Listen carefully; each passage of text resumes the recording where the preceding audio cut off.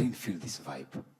So here was our chance to make our second 2-year deal.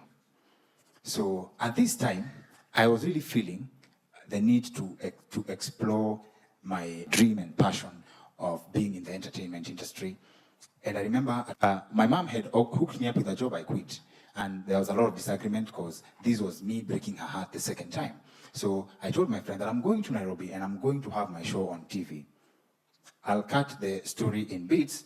I'll save you the details. So I told my friends I was coming to Nairobi, and the deal I made with my mom was she gave me 2 years to come to Nairobi and do what it is that I feel like I want to do.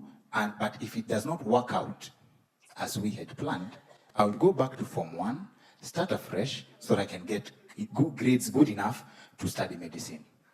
We had a deal, 200 shillings, because things were not as easy as I had hoped. My uncle hosted me first, and it got to a place that he could not host me any longer. And at this time, I felt like I was onto something because at my uncle's place, another coincidence happened that one of the neighbor's sons got wind of a comedy competition and invited me there. We started doing the comedy competition. I started seeing things looking up. And then one time, I think even my uncle gave up on the idea of what I wanted to do or whatever it was I was doing. One day, a friend of mine, may God rest his soul, Godfrey Okana, came to my uncle's place, and I had not eaten anything for 3 days. And he was like, you know what? You're not staying in this house one more day. My uncle did his best to support me, but it got to a place we started operating on the theme of every man for himself.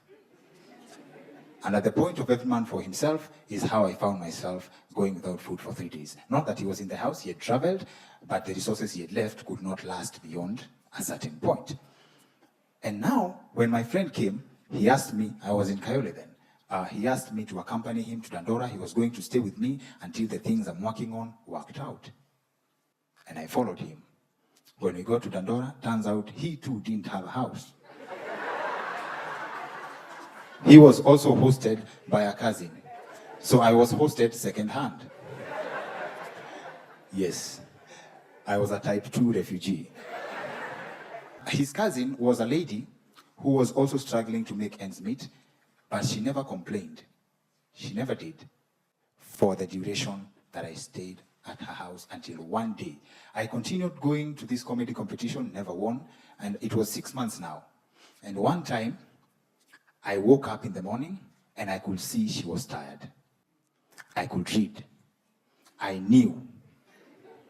We have a saying and a phrase that we are being taught. We are taught as Kenyans from a tender age, when you can recite poems, when you can know methali, it goes, akufukuzai hakwambi toka. So having been trained on that for too long, this day she was tired. And this was the day where I knew the comedy competition were taping. But I couldn't go because they had banned stand-up acts. They were strictly doing groups. I did not have a group then, so I could not go perform myself. So I couldn't go. But when I saw the expression in this lady's eyes, I was at a place where I call this place the gap between hope and despair, because the options were, I can tell you for sure, I could not stay in the lady's house one more day. I could not go back to my uncle's place. I didn't have anywhere else to go. But then something deep, something burning inside me was like, even if, say, Basi, things have not worked out as you had hoped, chances are you're going back to Form 1. Imagine going to Form 1, aged the same age as your teachers. So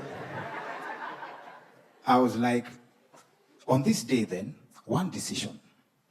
I was like, okay, maybe before I give up, I just need to do one more thing before I give up. Okay, I will give up.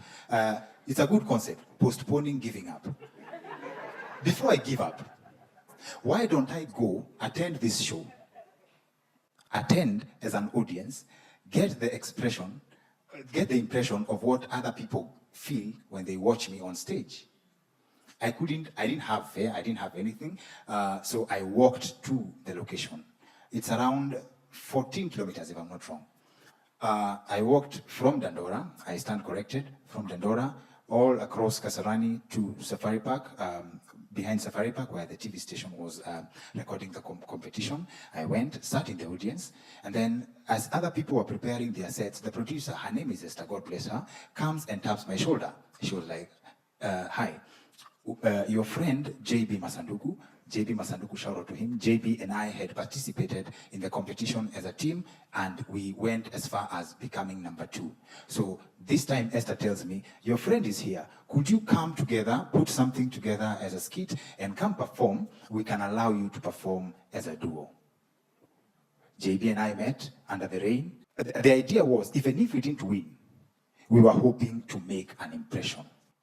Among 10 groups, we won that day. Thank you.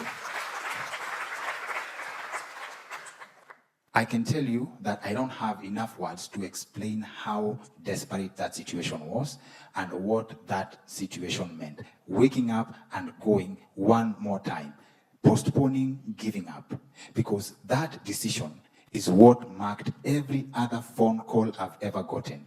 And the other interesting twist about this, there was not going to be a next chance, because that performance that we attended was the last ever of that comedy competition. The only comedy platform in a long time to come. So when we performed, every other call, hey, we have a new show here, come showcase your talent, come showcase. And following. 3 years later, I'm still struggling with my mom. The money is not here yet. My mom keeps asking, what is it that you do in Nairobi? 3 years later, 3 years after that performance, I'm in a newspaper, full page. Who do I call? My mother. Mom, get today's paper. I was like, Mom, did you get the paper? Yes. Have you seen me? Yes, I've seen you, but you couldn't have gotten a better belt. To remind you, I told my friend that I was going to have a TV show in Nairobi. As we speak, I have the longest running weekly comedy show on Kenyan TV. Thank you. Thank you. But still, at this time, in 4 years after, I had not convinced my mom that I was onto something.